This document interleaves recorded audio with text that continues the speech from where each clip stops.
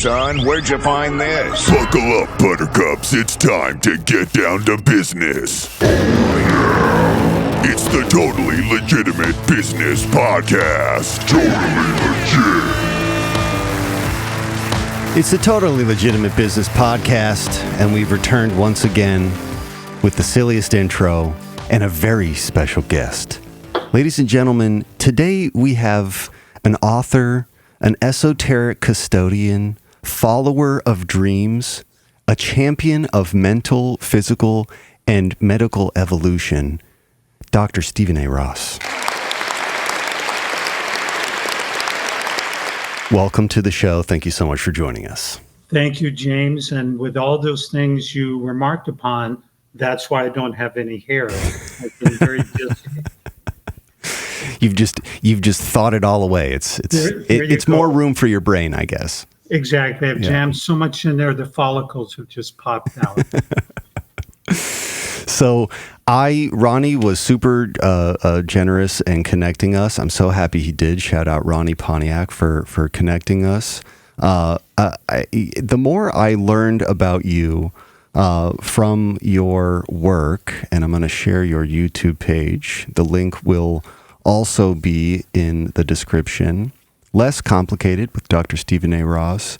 I definitely am familiar with a lot of the stuff that you have been, in many ways, charged with looking after. And I guess just for the sake of my audience, could you give people kind of brief overview of what it is that you do, and then we'll kind of get into the history of how you found yourself on this path? Well, I am the CEO and co-founder of an organization, a nonprofit called the World Research Foundation. And that organization holds materials. Part of that is within this library where I'm speaking from. And it deals with all forms of alternative medicine, ancient philosophy, dreams, esoteric, the ancient mystery schools. And as you mentioned, I consider myself, James, a caretaker. I've been very fortunate. And I also have a business background, a PhD in finance, which we can go into. How did I go from business? Also, I was an All-American at my university, Cal State Northridge in California, completely away from the majority of subjects that you find in my library. So a lot of times I even look back and go, what happened?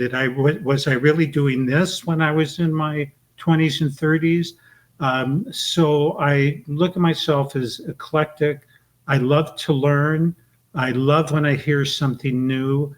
And so in describing myself, I'd say I am a passionate seeker of wisdom and a caretaker to make sure other people who are seeking won't have to maybe go through the hoops I had to go through to find what they're looking for. Well, and it's you definitely do. You do that. Within one meeting, you had already sent me stuff that, I spent years trying to find the types of information and writing that you sent me after one conversation and being like, oh, you should just check these things out. It's an incredibly valuable resource. And in some cases, there's some information there that you are the true only holder of. And we'll definitely get into the library because that is definitely an interesting subject in and of itself. I'm more interested to kind of go back to how you were saying the sports. Yes. Sports. The focus, was your focus as a younger person like on health, or was it just the competition, the sportsmanship? What drew you to that as your hobby? Well, it's interesting because I did go through school and looking for a degree in business, but always had a massive sports background. And in college, I was running 100 meters, 200 meters, anchoring our relay. And one season, a gardener left a sprinkler head in our workout track. And I was there, it was the Easter break. And when I was coming down with my left foot, that's when I saw the sprinkler head. And I knew if I landed directly on it, that I would be severely injured. So I extended my stride, and I ended up just tearing my knee, really ripping it up badly. And I crawled on my hands and knees across the campus to the trainer's room. They called the coach. The coach came. They called the sports physician for the Rams, Dodgers, and Lakers to examine me, Dr. Curlin, who said, "You're going to have surgery or you just can't compete." So I was very dejected, James. I go back to my trainer's room, and there's a Popular Mechanics magazine, has nothing to do with health, but I read about a technique from Russia. This was actually 1968. So I get back to Dr. Curlin and I go, "Doctor, will this technique work?" And Dr. Curlin says, "That's holistic garbage. It's crap. It will never work." So I said, "Well, what do you know about it?" He says, I don't know anything about that, but it's not going to work." Well, I was able to utilize it myself. I missed 5 weeks of training, but that year finished in the top 5 for the United States in the nationals and was designated as an All-American. Mm. Well, James had planted the seed for me. Why did this big expert say something was, excuse me, crap and garbage? I hope you don't have to edit that out. Oh, no. You can say whatever you want here. Okay. And what other things exist in this world that we in the United States are not informed about? So this became my stream into alternative medicine. But now 4 years later, I meet a Native American who is a full transmedium, which means there was a spirit speaking through him. And even how I ended up there was quite a story, but he told me all my future guidance would come in my dreams. And as a result of that contact, and if we have time, you're interested, what my first dream was that set me on the course for the rest of my life. But I've been guided through dreams for the last 50 years. So I definitely want to get into how you meet the transmedium and exactly like, because the more I look at all of the associated phenomena of mentalism, the more I'm feeling that it is a latent ability in everyone, if it's something that you try to cultivate or develop. But I definitely think certain people are predisposed to it, part by genetics, part by their environment. And I remember when we were doing the pre-call, you were telling me the story of how you come into contact with the transmedium. I think that's important. Let's get into that for sure. So I was 22 years old and called over to my parents' house. When I walk in, my father is laying in a chair. I would have normally said sitting, but he was like back. He was like overwhelmed. I remember I said to my mom, I go, "Oh my gosh, what's up with Dad?" Dad was a engineer, technical writer for Lockheed Aircraft. Everything with him was fact. And my mom says, "Oh, we just came from a transmedium, like a psychic." Well, normally it's the kids that are whacked out, and the parents. I'm turning to my parents, going, "You guys did what? You went to a medium, a psychic, and then they played a tape of the session." And I saw why my dad was completely overwhelmed, because he was given a complete physical of his body, where this person who had never met him detected every health problem in the organs, the subluxations in the spine, what was subluxed, left, right, little idiosyncrasies that my dad later said no one on ever could have known those things. He never even told his parents. And I was so intrigued, and I'm going, wow, this is amazing. Well, I decided to find out, because I had to wait a year to get an appointment. And I actually went to somebody. This is how clever I thought it was. I said to this person who was going to have a reading, hey, let's really test this guy out. You've got a reading in a week. Why don't I take it and just surprise him at the door? They have no way of checking me, and let's really test it out. You know, the other person then had to wait a year, which was not very nice. But so I show up at the door and I go, hi, I'm Steve Ross. I'm taking so-and-so's appointment. I had my bell rung. This person gave me a diagnosis from the top of my head to my feet, how my brain was in the brain pan, the gases, the subluxations, everything I was allergic to. And then he said all my future guidance would come in my dreams. He recommended a couple books to me. And after that session, I was so excited, James, to have a dream. I went 1 week without sleeping because every night I was going, I'm going to go to sleep and have a dream. Tonight. Well, after a week, I was so dog-ass tired, I had a dream. And here was the dream. I heard a voice say, what kind of animal is Steve? And a book appears of animals, and this finger points to an animal. But before I tell you the animal, I recognized the voice as a friend, a sports friend of mine. We played indoor volleyball together. And I said, wow, I wonder if that's what he thinks about me. So I called him up. His name was Bob. And I said, Bob, is there anything bothering you about me? And he goes, no. Second time, anything bothering you? No. I asked again a third time. He goes, are you sick? What's your problem? I don't know why, James. I said, I want to be a better person. And he said, Steve, there is something that's bothered me. My heart sunk. He said, you remember what you did to our other teammate, Harold? I said, no. He said, everybody tried to win your approval. You were the All-American on the team. Every time he made a mistake, you didn't say anything. You just glared at him. Now, Bob continues. After the event, Harold and I would go out for pizza and he would throw up because he couldn't win your approval. And I thought you were a real hog.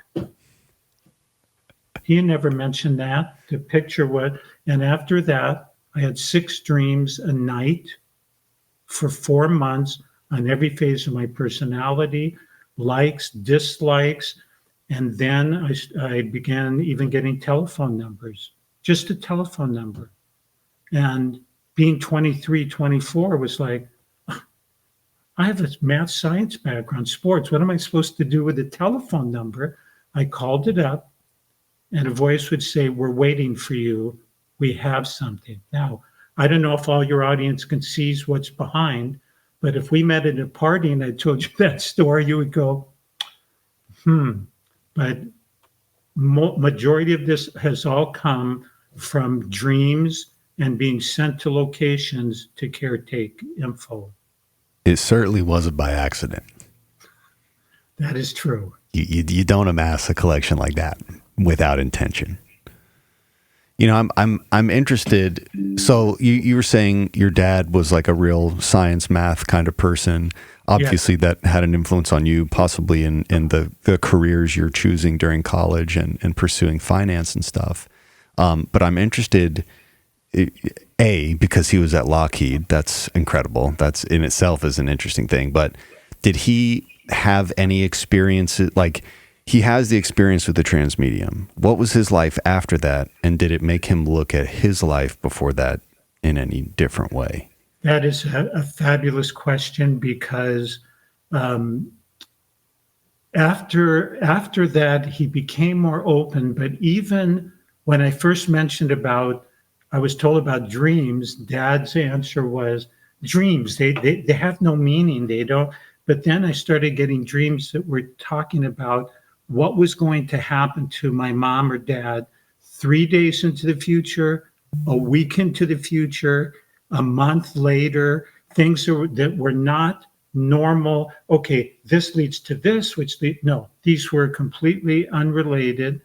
And then they became, while they were alive, my biggest supporters in life because they knew me and they knew that I didn't make up things. So yes, my father's entire life changed, and the things that he was told during that reading, especially when it came to how past lives were presented, because normally in this field, someone goes to a past life and they go, James, you were a high mucky muck priest in Egypt, or you were the Count de Saint Germain. Well, it seems like 1,000 people have been told that. Yeah. But here's what this person did. In my father's past life, he was working on a bridge. There was a hole he was repairing. He was talking with somebody. He lost where he was, and when he turned around, he fell through the hole to his death. But before he died, his last thought was, I hope no one else gets hurt. And because of that, in this living, he nails, glues, epoxies, and that was my dad. Now, that's not everybody, because I'm not mechanical. I don't do that. But my dad took such pains to do that. So he received 6 past lives like that. And why I appreciated that was, what good does it do other than your ego to say, oh, yes, I was the Queen of Sheba, I was a big warlord. Better to say, I've got this trait and characteristic now, which is not serving me. Oh my gosh, now I see where it came from. And so, yes, it was profound on my father. That medium has died many years ago, but later I was to find out the same group that was around Edgar Cayce, who was very famous, also was around this particular individual. And That same medium. yeah. Yeah. That's super interesting. You know, I the reason I ask is that there's a lot of, we were talking about American Cosmic, that book I showed you. There's a lot of conversation now in the aerospace industry where a lot of like high level people who they will even say this as scientists, I intuit these ideas. I go to sleep and I have a vision, and when I wake up, I've got this new medical or aerospace design. And the more that is coming out about it, the more that it's kind of becoming obvious that a lot of people in that field, exhibit those abilities. And again, I just think it's part of it is the engineering mindset. It kind of predisposes you to want to understand how things work and then be able to use that knowledge to create things. And when I've given presentation on dreams, whether it's a podcast or a session, and I list all of the personages throughout history who have come out and said, this story was finished through a dream. I was given the information. My Nobel Prize was finished because of what I received through dreams. I mean, the list, when people really hear, is the who's who of the world of literature, of politics, personages through history who had a dream which allowed them to evade some kind of negative situation or go. It is a conduit to higher wisdom, greater intelligence, greater wisdom within our own self, but also, in my belief system, energy, spiritual beings that are around each one of us. We have incredible guide mechanism. And when people have said, Steve, these things that you've been able to do, and we haven't gotten into that, but are you lucky? Were you born? I go, no, I just did it. I listened. I was provided information, and I have been told, and in all my presentations, all of us can do beautiful, incredible things, but we need to get it into our awareness, James, that it is possible. Yeah. Because once that happens, then it's in our realm, and it will happen. What do you think it is? Like, there's, if you were to read into this subject as a general consumer on the internet, it'd be everything from aliens to demons, angels, communication, your spiritual connection to divine, however you define that. What do you think? What do you think the prophetic dream thing is? Well, there's an old saying: behest you devils, and devils you get; behest you angels, and angels you will have around you. We live in a thought form existence. We are creators as the deity is a creator on this plane. Think about this. I happen to be looking around. Everything in this physical world first appeared in somebody's mind, and then they brought it into reality. We are thought formers. We are given the opportunity to demonstrate how we will use creative energies. Now, your premise that you mentioned was, what about the demons? And now we can get into the religious standpoint. I consider myself extremely spiritual, not necessarily religion. Religion has to provide a boogeyman for you in order to be saving you. So it creates something that it is going to protect you against. But the precepts and the religions are not all bad. The revelators have beautiful guidance and spirituality for us. But the people who come later have to continue the buildings and what's going on there. And you will find, if you look historically, and as a librarian, I have that ability here to see, okay, when was the introduction that there's the devil? When is the introduction that you're going to sit in hell forever? You can see where all these began from and what was built up from that. So do I think that these things exist? Yes, but we are creating them. We are thought forming, and by the sheer nature of continuous thought, we puff up these thought forms so that they have a power now. Yeah. They cannot supersede who each one of us, you and I and every one of your audience, they cannot supersede who we are when we stand in our light of who we truly are. I love that description. You know, I've contemplated this even since I was a kid, even in trying to unpack religion and like the real purpose, and always, even from a young age, understanding that humans are typically the people who corrupt the teachings, wherever those teachings originate from. Humans are typically the ones who corrupt them for their own private personal gain, which, you know, hasn't stopped. We still see that in great amounts. And definitely when I look to the esoteric stuff, as different as it may seem, once you start reading enough of it, you start seeing way more similarities than you do see differences. So what I guess I'm asking is, do you think there's do you actually believe there's a coordinated effort to kind of keep this information away from people so that they cannot liberate themselves mentally? Or is it just is that knowledge being lost victim of circumstance over hundreds and thousands of years of human behavior? I think it's a combination of both. I think that before the advent of the internet, even things from the late 1800s, 1900s, nobody even knows about, and they're extremely profound. So that would be circumstance.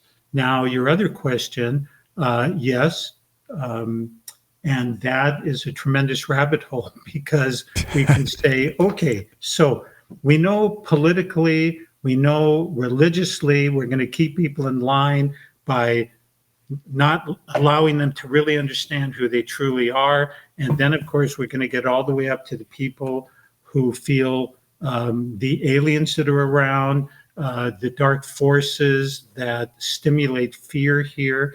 And I'll answer this. I really do think there are energies around like that. I personally do not buy into it for the simple reason that, thinking about the ancient wisdom and teachings, we are superior to anything that we deem we can overcome. But if we allow ourselves to slip, I have a sports background. And in that sports background I related, if you let an opponent who you should really have beaten think that they can win and you play around too long, their confidence builds up and they can overpower you. Yeah. So I will use that same analogy. There is an incredible portrait painted having to do with Napoleon going to where the plague was, and his men in fear held back, and he went right to the plague victims, touching them. And after that, they would ride literally through hell for him, because he said, I am stronger than the plague. The plague is not stronger. That has been documented. People can look it up, Napoleon and the plague. Even Goethe, yes, beautiful. The next one over. This one right here? Yes, that's the one I've used many, many times in presentations. Even Napoleon told Wolfgang von Goethe, no, it was an absolutely true event where he did that. Now, after that, his men were going, whoa, this guy is not afraid of anything. Yeah, he's a real deal. So that is my answer. Do all these things exist? Yes, in one form or another.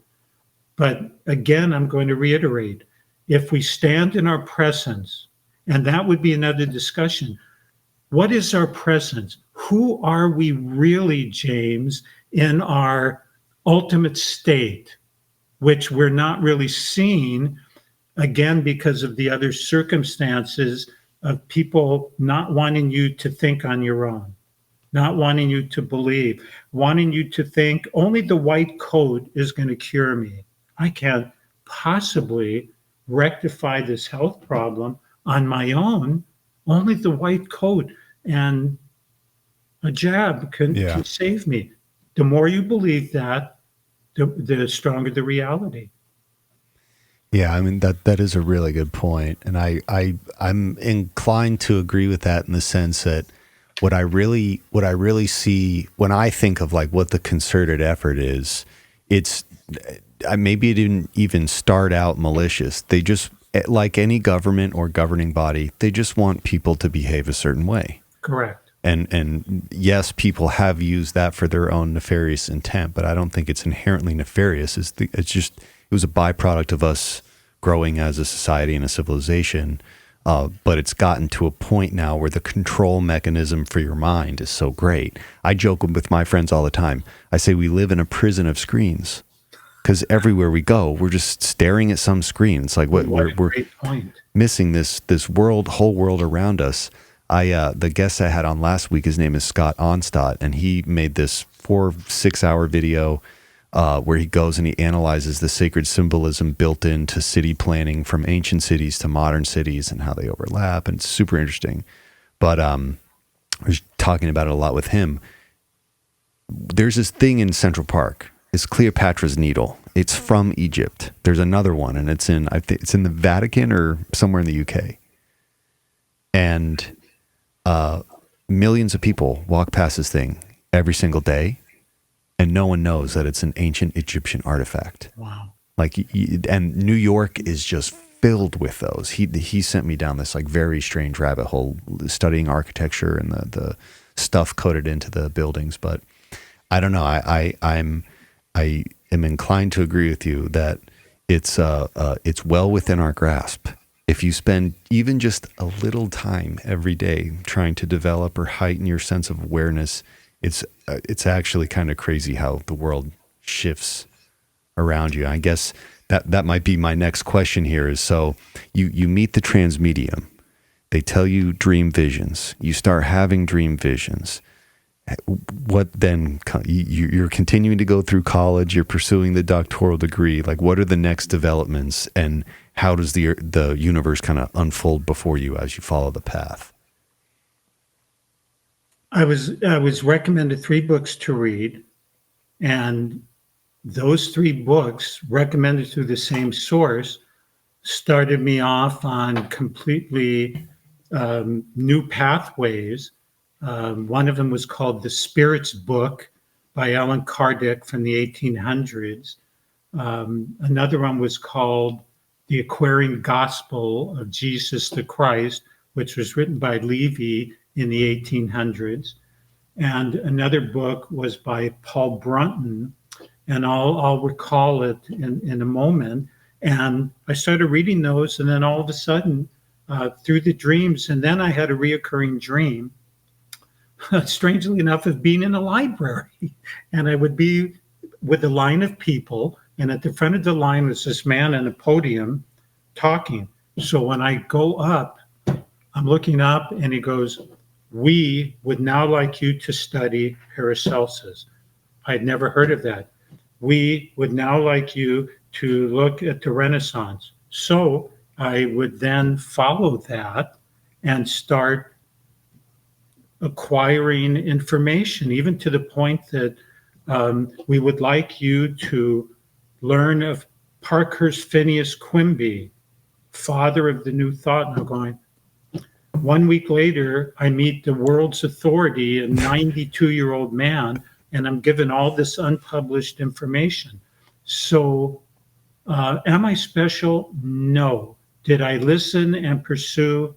Yes. And the more that I have followed this guidance. Now, when you just before you asked me this question, we were talking, or you mentioned getting into our presence. And I was going to say, I don't want people to totally believe your meditation has to be 30 minutes or an hour sitting in your lotus position, and this is the only way you're going to grow. Because I had an incredible dream that I would like to share, James, right now. No, I love this. It's pertinent. Yeah, I love this. So, right before one of my presentations here in Sedona, here was the dream.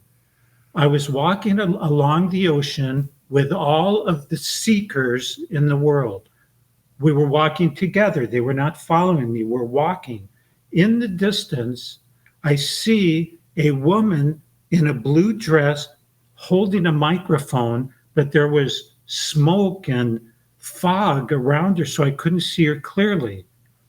As I got close, I noticed it was the goddess Sophia, the goddess of wisdom. Now, to my right or her left was horseshoe stands of the people who've written self-help books, the courses, the 6th level courses, the this, the that, the positive thinkers. Now, I am not saying they were wrong, but the pollution and smoke was coming from them, obliterating total truth. So I thought, what are us seekers supposed to do? What do we do if these people have their own ideas? A wind blew off the ocean, and I heard the following words: all one needs is a beautiful heart, an open mind, and a humble spirit. You don't need fancy jargon. You don't need a guru. You don't need a 12-step program. An open mind and a humble spirit. And then sometime after speaking with people, I said, wow, that's kind of the lifestyle. How do you live that? With love, in love, and through love. And if you do that, you have the kingdom of everything opened up to you. Why?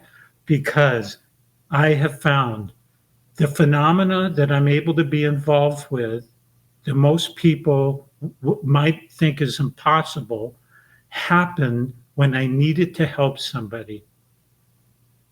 Whether it was by location or levitation or distant here, when there is a need, following that adage, a beautiful heart, an open mind, and a humble spirit. Don't need the course. You want to do the courses? I'm not against them, and I don't want anybody to go, oh my gosh, she doesn't. No, all I'm saying is one does not need to go to that extreme. You are the guru. You are the highest source. And we need people to turn around and look at their own self. And it leads me to another story. And the story is a yogic story. A heavy-duty businessman, really involved in business, wakes up and wonders, what's it all about, Alfie? What's my purpose? So he goes into work, and his fellow workman goes, "Oh, you need to go to that metaphysical bookstore. They got the answer." So the businessman goes there. "Please, I'm looking for my purpose. The secret, is it here in the store? You need to go to Tibet and meet with the yogis in the Himalayas." So the guy immediately goes.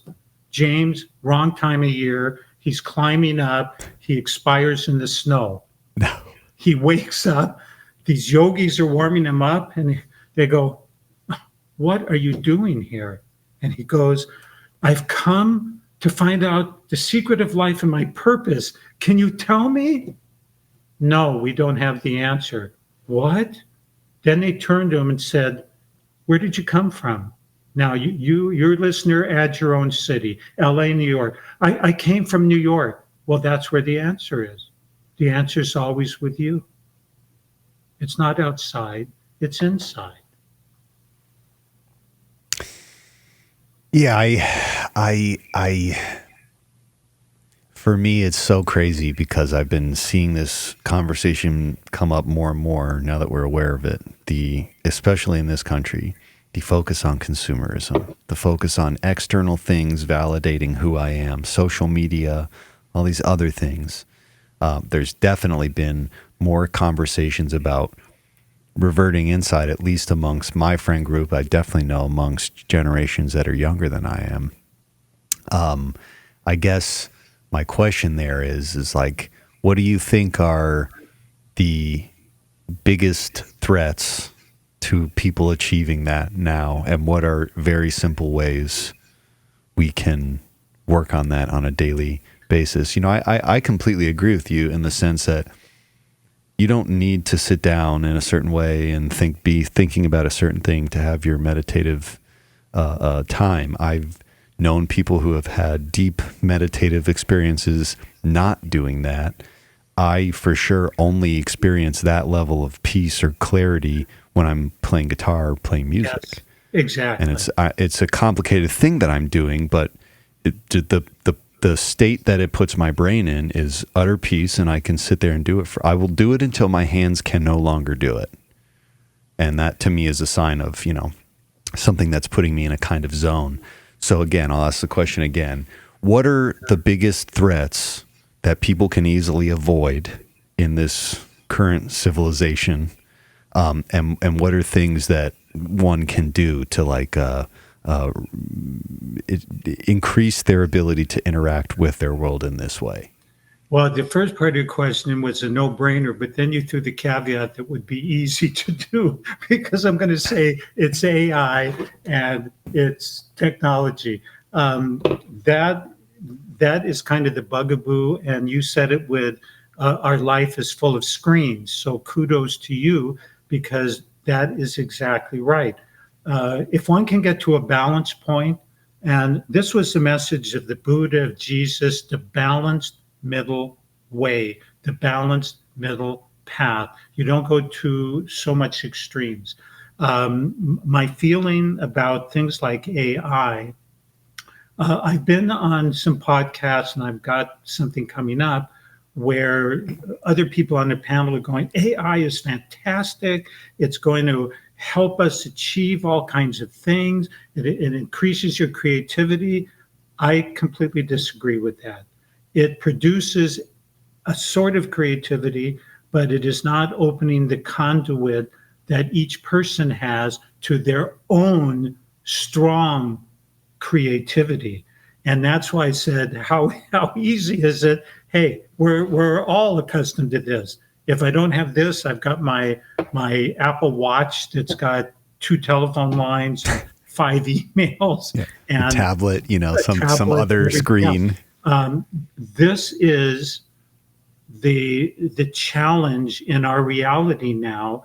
Is I think all of these are unbelievable for organization, for finding out things quickly, but the person I was on a panel with wants to make the AI sentient beings, which means they're like human beings and they can't be certain, they would have laws that they can't be hurt. And it's like, what the heck? I'm a science fiction buff. I've seen too many sci-fi movies where we get the robots and we program them, you must protect the planet, and then all of a sudden they turn off the humans. I refer to that as the Terminator scenario. Yeah. Yes, that's exactly right. Very real. It's something we should absolutely entertain. The AI turns around and goes, You're the problem. Yeah, exactly. Because you're giving us complete control. So I think that farmers, not just farmers, people can look and they know what the weather's going to be the next day. Those people weren't born lucky. We all have these capabilities. And if you read other cultures, what people in the jungles who haven't been swayed away from their abilities, we have great abilities. Our intuition, we can determine what plants will work for us, what the weather is going to be.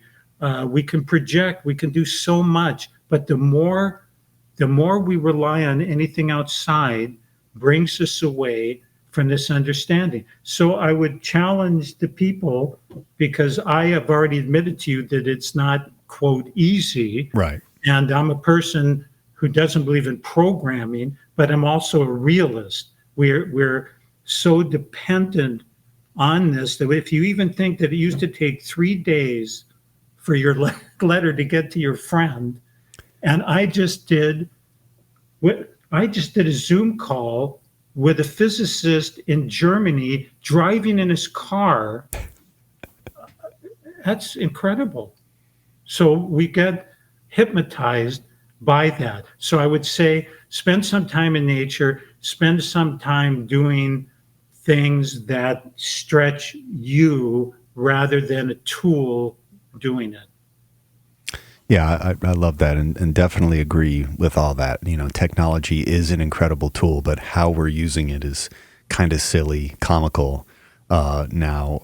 You know, I for me, even when you just sent me over the books and all the digital copies of stuff, if you would have shipped that to me, some of that stuff can't be shipped because it would have been destroyed. It needs to be in a relatively temperature and humidity controlled environment.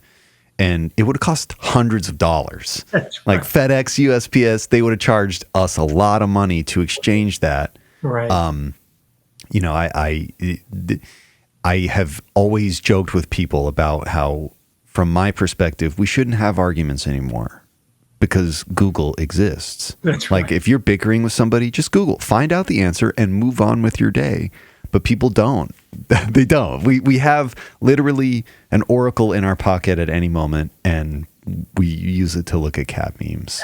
Absolutely. And to talk about being injected with things that will be like computer, that all sounds well and good, but that would take us even further away from using our mind. In fact, it was interesting because now it's got to be about 10 years. In Sedona, I went to one of our local stores. It was the middle of the day, and there was a man standing there, so you couldn't get in kind of with the doors. And I said, well, what's cooking? He said, well, the electricity went down, and nobody knows how to make change. It was like... They said you would never need to use math after school, but they were lying. And I haven't witnessed it, but I'm told that there's some of the young kids don't know how to read a clock because they've only grown up with digital, and they're going, I don't understand those hands and where they are. There was a string of videos all over YouTube for a while where parents were trying to get them to use rotary phones too. That was hilarious. Yes. Writing a check. Like there's some stuff that is absolutely still relevant to today that we should all have a functional understanding of, but we don't. Because it's, again, we just have the phone will do it. Technology will sort it out. I don't know. It's very, very, very strange times. Anyways, let's. I wanna get into you getting your doctoral degree, and then how that pivots into opening the library, and like what amassing all of this information was like. Well, I'm glad you asked that question because I had already had a lot of the information, and I would end up on radio shows, and the guests would never tell me that it was actually a debate where somebody... Cool, thanks. So the medical community or the AMA was on the line. And so we would talk, and I have access to such vast knowledge instantaneously that the doctors or the other people would finally have to say, "Are you a doctor?" And I didn't have that, and they kept weaseling out. So I said, I've had enough of that. So I went back and I got my PhD in finance. The next time that somebody said that, here's what I did. Yes, I do. The person was so afraid to ask because maybe my PhD university was bigger than theirs, and that ended that. So I got a PhD. It wasn't because I said, I want to be, no, it was to shut down these people who were using that. And I remember taking call-ins on the radio. The host was bashing doctors, bashing. It wasn't my viewpoint, but it's not up to me sometimes with the host if I disagree. But the host went on his tirade. So this man calls and he goes, "You and that guest of yours are giving people false information. It's terrible. You're leading people to believe that there's cures for cancer." And then I stepped up. I said, "Hey, doctor, I got a question for you. I believe there's only 3 ways that somebody really gets cancer. Their environment, like Love Canal, the food they eat, or their thoughts. Would you agree?" I said, "Doctor, have you had courses in foods or diet? Doctor, have you had psychiatry?" And you could hear the guy hang up in his car. Yeah. Because he didn't know what he was talking about. He was knee-jerking because somebody was lambasting him on the radio. I'm going to show them. Yeah. That's right. But I would have just let the host, but then the guy included me, and so I had to kind of say what I was going to say. People have their opinions about virtually everything going on. And my wife and I have decided this, James. Now, when we've seen what they can do with videos, but by they, I mean people who have this expertise, we can only believe what we've experienced ourselves, see ourselves, or the person telling us has so much credibility that they saw it. Otherwise, what are any of us supposed to believe? Can we believe any? And you're in this field more than I am with what you can do with voices, what you can do. Again, we need to depend on our own intuition. Does this feel right? And if for those who develop this vision, there's an old saying, the third eye doesn't lie, because it is not covered with the same the static or fog. That's even better than these two. Yeah. So now your question was how I evolved. So my PhD was gotten like that. And then I have just continued my exploration with people I've heard. I always want to know who inspired who. So I would start with somebody and then find out who, and then get that person and that. And what starts as an interest brings me back to 600 BC. Right. And there are 13,000 physical books and 33,000 immediate PDFs going back to the 1500s here. The oldest book in the library is 1492. So it's crazy. These items allow me to go in many, many directions. I think the most frustrating part about all this stuff is that this information is, most of it is not new. A lot of these are concepts that were either baked into traditions through allegory so they would pass on, or were actually written down. And again, it's one of the reasons I always love the internet. For me, it started bands. I wanted to know about bands, who produced that record, and then I'd want to know more about those people, where they work, how they became engineers, whatever. But that's, especially with a lot of the source material, there just aren't a lot of places that have it. Even a really good Library of Congress is not going to have a lot of the stuff that is, again, like legitimate scientific papers from people who were doing real science for a very long time. Yes. For me, it's just an invaluable resource to be able to go back to where did this idea come from? Where did this concept come from? And definitely, who was this person reading about? Yes. How did this person get to this point? Because that I feel is super important. I mean, that's why you and I are together, because quite literally, yeah. It's interested in you and what you've done and your people as you are interested in the topics. And that is, when we do that, that is when we meet people who really, the word stretching is not good, but expand our awareness. It was Emerson who said, when I find narrow viewpoints, I find narrow reading.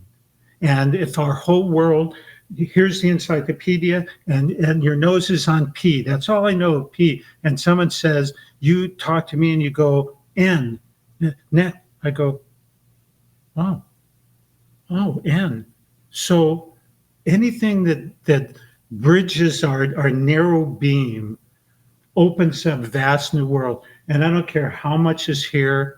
I'm just amazed. James said, I get into some area and it's like, boom, whether it's electromagnetics or frequencies or any of these esoterics or there's always more information out there. Really, yeah. It's amazing.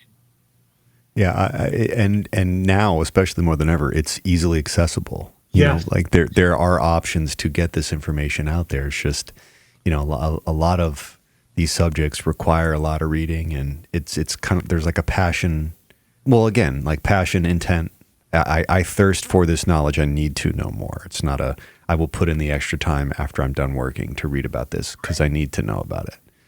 I think this would be a great point to even talk about your book. So at what point do you decide that you need to write Grand Design of Dreams? Like at what point does this become the mission? I believe once I ascertained how many people began thinking that I was different, that when I would tell them that through dreams, I was not only given information, I was given telephone numbers through dreams. There have been times when not only did I have the dream, James, but the interpretation came. Now, you don't read that very often because one of the things people say is, my God, I had this dream. I go to the dream interpretation books. A cow means this, a bicycle means this, a motorcycle.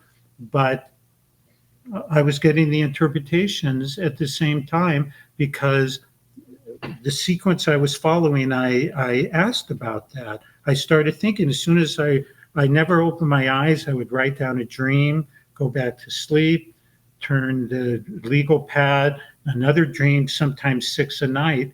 But then I would go, I wonder what that means. And then I would hear an explanation.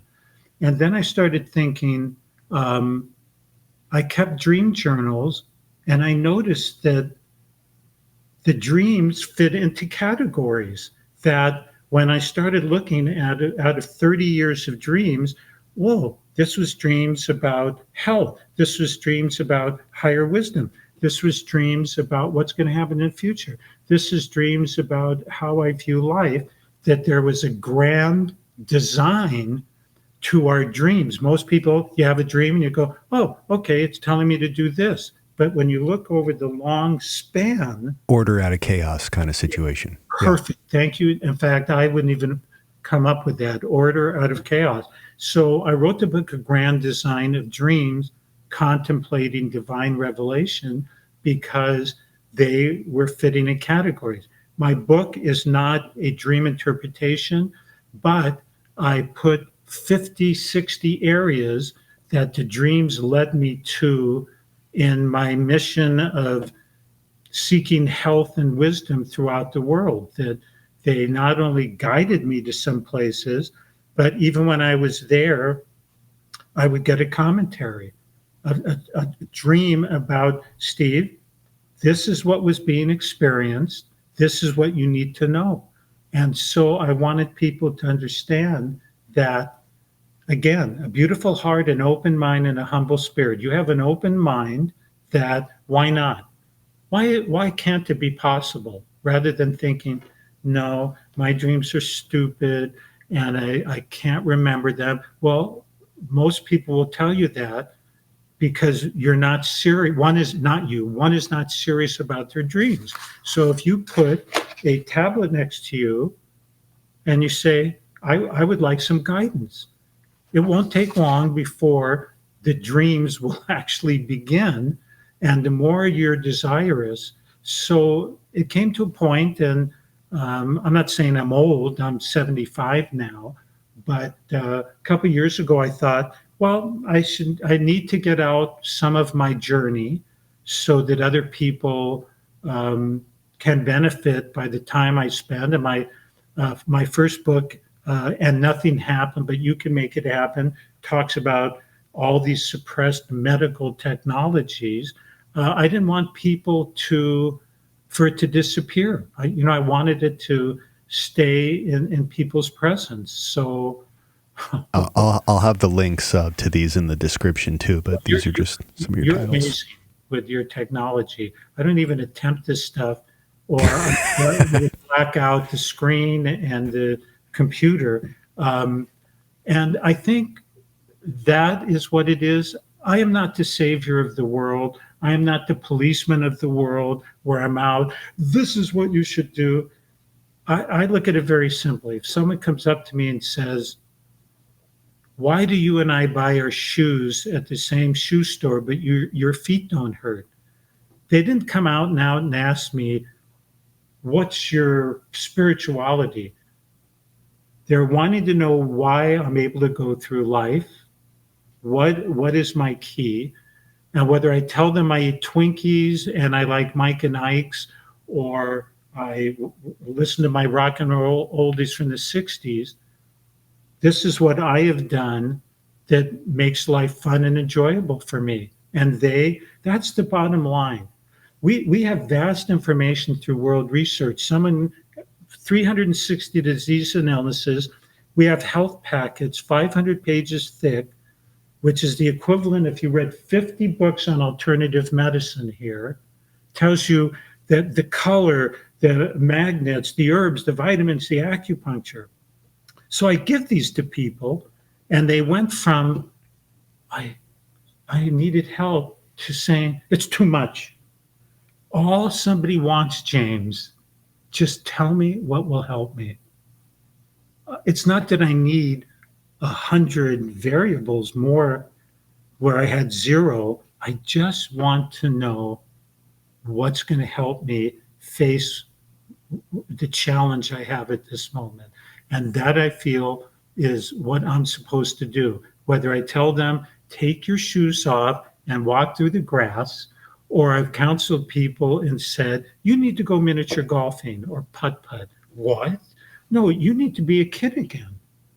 Sometimes the simple advice is the most impactful for somebody. Other people, of course, yes, we give them much deeper, but for some people, it's to relax again.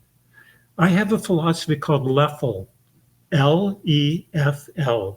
It stands for laughter, excitement, fun, and love. So James, you come to me and I say, James, when was the last time you laughed? Laughed. Let me see. When I'm a miserable person, so it's been a long time. I check their lephalometer. Yeah. And if they're devoid in those, they're deficient. Yeah. They have a problem. Yeah. No, I mean, that absolutely rings true. And definitely, everyone that I know that has made it, especially to their later portion of their life, that remains sharp, is because they laugh, because they're having fun. Yes. They found a way to enjoy their experience, however simple or complex it may be to me. Right. I feel like there's definitely some credit to that. And, I'm interested. I know we talked about this before, but I'm interested in definitely the dreams that led to you meeting Manly Hall. Yes. And just what that exchange was like. And I guess at that point, had you had dreams that had led you to other specific people? Was that a thing you experienced before, or was that the first one that was like, oh no, I need to go? And how are we doing on your time segment? Because this would be a little bit of the story. Let's for sure go into this. However long this is fine, and then we'll cut it over to the back portion of it. Okay. But yeah, just take your time. Even if we go to an hour and a half on this story, it's totally fine. Okay. I had been, my experience with this medium was 1973. And in 1977, I was perusing and just starting to experience a lot of the esoteric when somebody told me about Manly P. Hall, who was at the Philosophical Research Society in Los Feliz, California, which was literally 6 miles away from my home.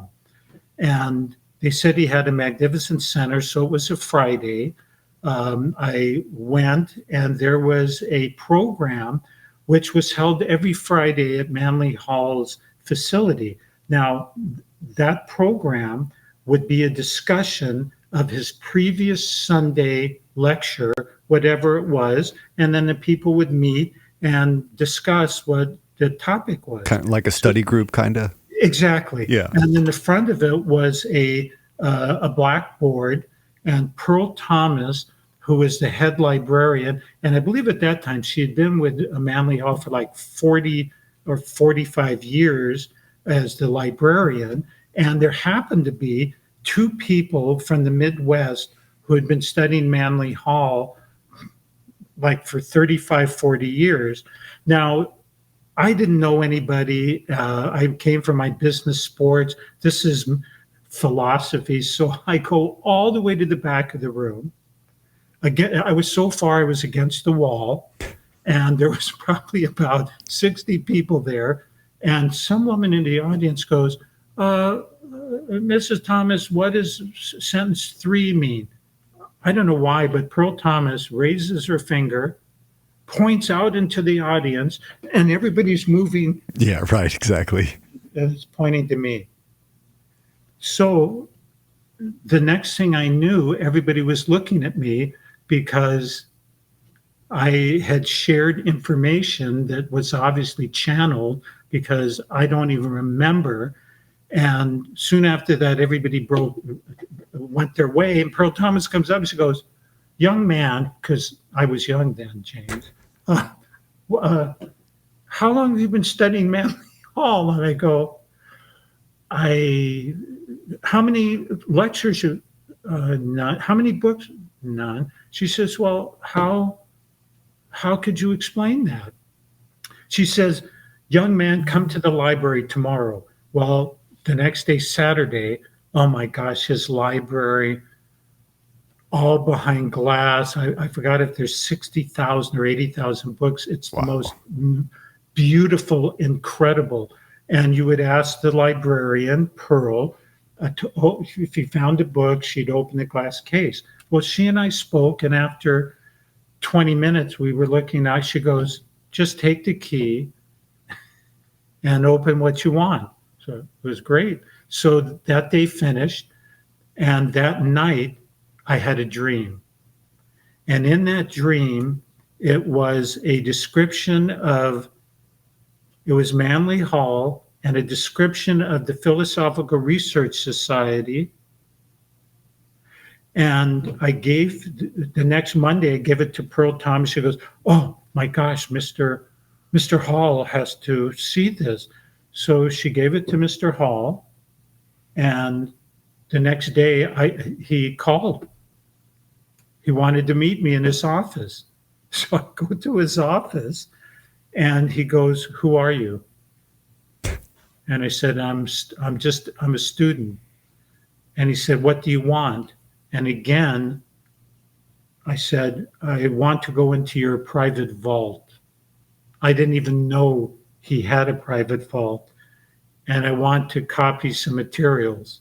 Now, my dream was how he envisioned building his facility in 1928, but he either didn't have the money or the time, but he knew that there was no possible way I could have ever known that. Right. I was not alive, but it was the spiritual calling card. And then for 6 months, I photocopied books from the 15 and 1600s out of his vault, taking it from the vault to a Xerox machine. I couldn't even close the top, and those were horrible machines back Sure. then. Yeah. Looking away, that's why my eyesight worsened. And I was pray to God, don't let this binding break. Yeah, right. Exactly. Don't let this binding break. And actually, the very first time, Ronnie would remember who this woman was, but it was his main manager. I come out of the vault. She goes, "What are you doing?" She grabs me. She brings me into Mr. Hall. He was in the vault. And Manly Hall just turned to her and says, "It's okay." I gave him permission. He just made me promise never to reprint anything in his vault while he was alive, because that was how his Philosophical Research Society had made income Right. and had money. And so I Xeroxed like crazy. And then, I remember kind of near the end, he came in and he asked somebody there, he pointed me, who is he? Anyway, so your other question was, has that happened before?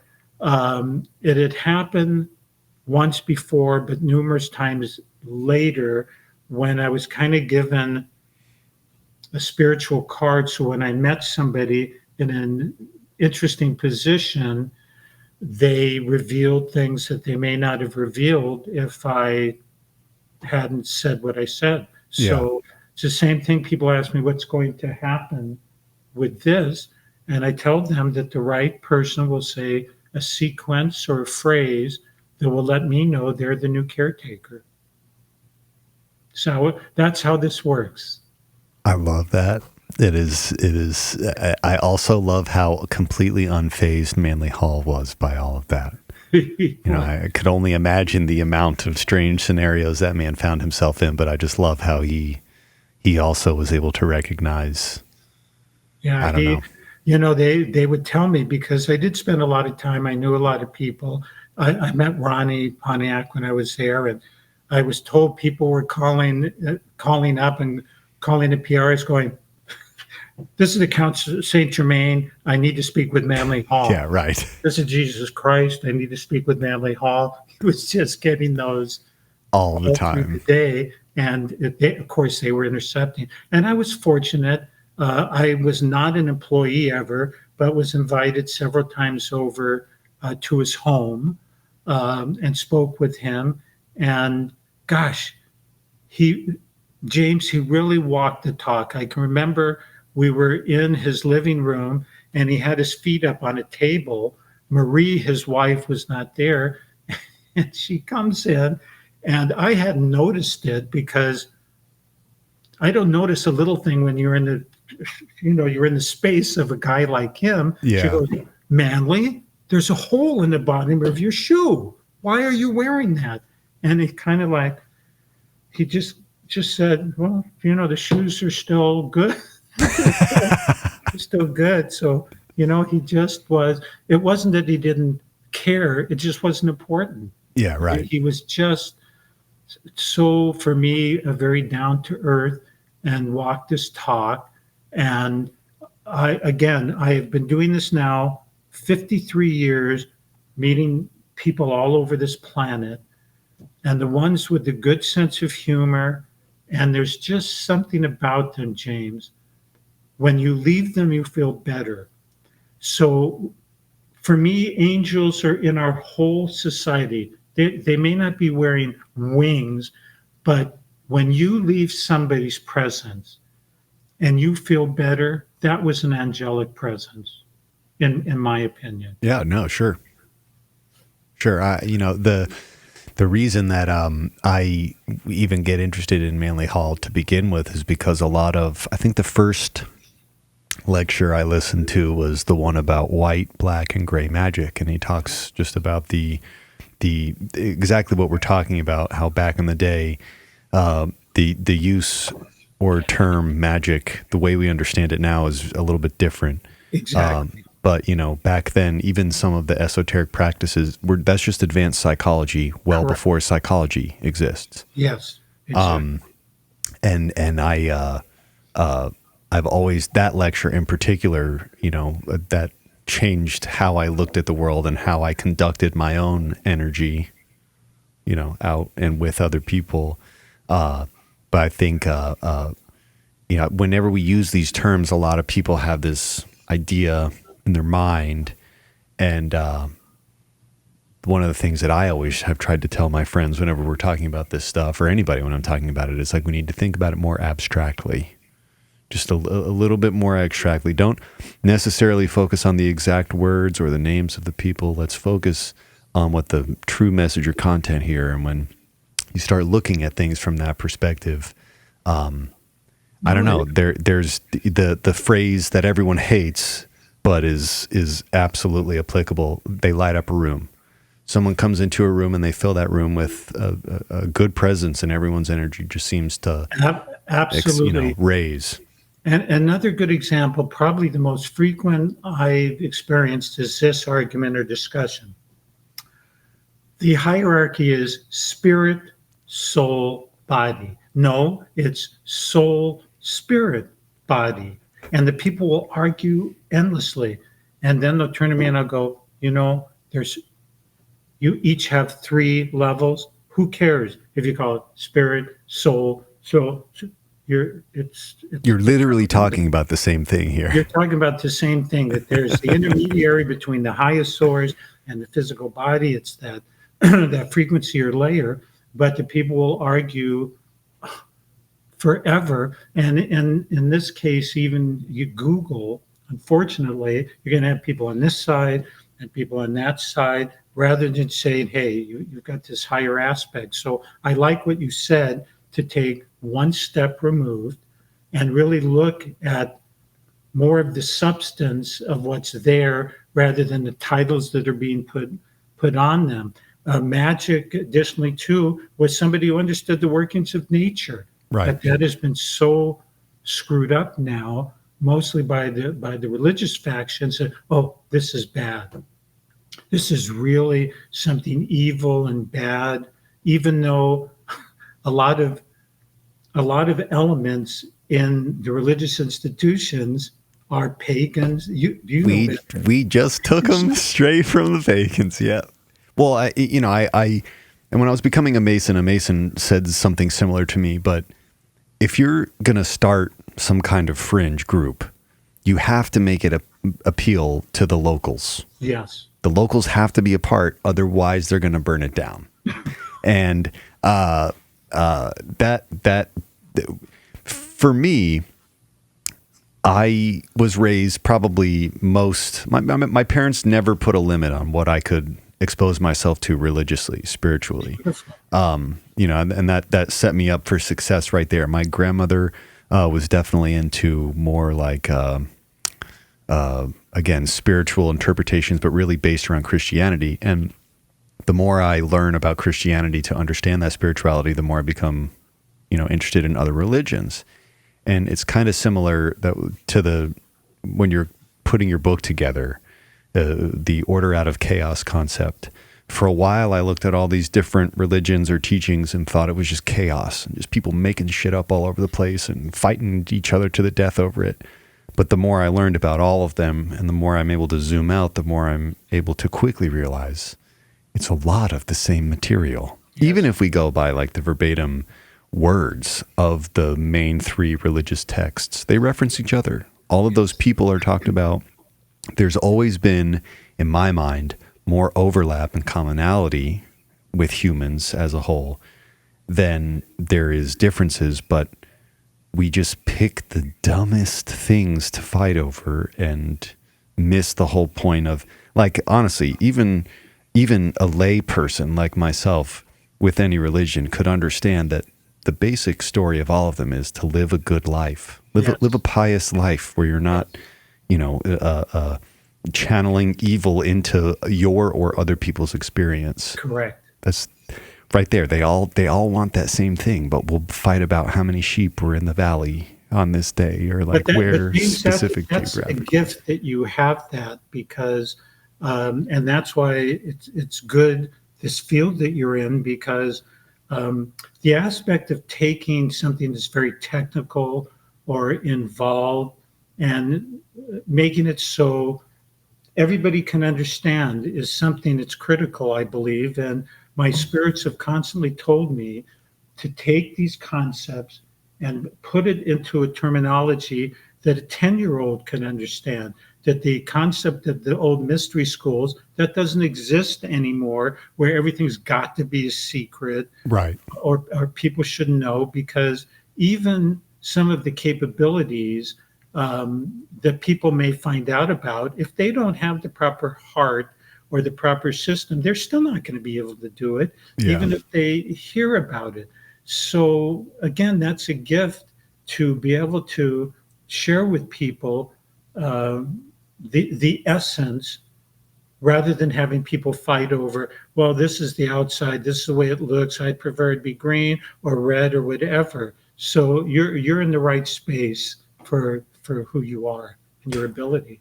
It's really funny too, because you talking about your path and the things that you were doing before, like in some way deeply influencing your future path before you knowing it, but that's just something that I've always done. I've been kicked out of so many parties because I ruined the vibe, wanting to have some kind of heady conversation. The only reason I did this, the only reason I started this whole show, is because so many of my friends finally said you should do that. That I did, and that really that's what I see my purpose with this is just to take the subjects that I'm interested in and find out more about them and break them down so that anyone could look at it. Overview. The only people who are super interested in it are going to read the details. That's right. But if I can break it down, a general overview for anyone to kind of quickly understand whether they agree with it or not, it's just presenting them with a new thing to look down, a new avenue to read about or learn about. And it's something that I did not have. I had to do that myself. So I see it as my purpose to make it just a little bit easier to another outlet for this information to come out. And kudos to you, thought. because it's back to what you and I spoke about regarding what is the environment people are in, what is their awareness state. You're taking technology and you're stretching people, you're helping them expand with these areas. And I think you kind of mentioned something in the past about people, we keep reinventing the wheel. And again, somebody like me has an advantage, because someone will come into my place and go, oh my gosh, did you hear about this?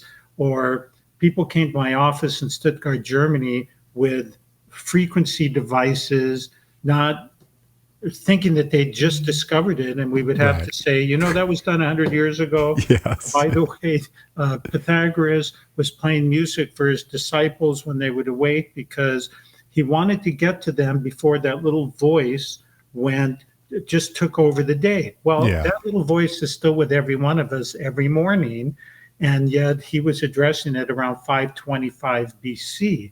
So there's a continuum of things and challenges that human beings have. And just because we have fast cars and fast computers does not mean that wisdom from the past is not pertinent. And that's what people, why should I read that? Now they're really getting ridiculous. Well, that's a year old. Yeah, right. Yeah. It's like, it's got to be in the last second. Well, in some areas, yes, I know. But in other areas, no, the ancient wisdom is as pertinent today. It still holds up. That's correct. It was so important They chiseled it into stone in many cases. Oh, I like that. That's exactly right. So it was that important to them that these concepts survive, and they did, because they are that important to the human What was on the experience. old temple walls? 3 admonitions: know thyself, know thyself, know thyself. Exactly how you and I really began the program, talking about understanding who we are. They were wise. They knew thousands of years ago, 3,000. And you start looking at the Asian cultures, you're talking 4,000 or 5,000 years ago. Yeah. I love that. Well, I mean, this is probably the perfect spot to button up the free hour. This has been the first hour. If anyone is interested in more of this conversation, you'll have to jump over to the Patreon. We're going to get a little bit into the interesting applications of sound and vibration, frequency, resonance, and the new overlap in medical discoveries with much older medical discoveries. And, who knows where we're going to go from there. Anyways, Dr. Ross, thank you again for joining. I'm going to have links to Dr. Ross's books and website and YouTube page in the description. So please check those out and give his content a follow. And any other parting words you want to leave with the people for the free portion? Have fun, LEFL. Make sure you LEFL. Love that. That's definitely a way to live, fully endorsed by the show. This has been the Totally Legitimate Business Podcast. Thank you again to Dr. Ross for being on the show, and everybody else. We'll catch you next time.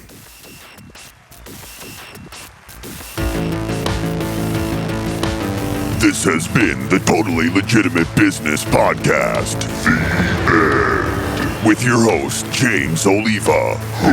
Executive producers, Clint G and James Oliva. Literally no one cares. Sound design, mix, and master by James Oliva. When will this end? Thank you for listening. Now get back to work. Move it along, buddy.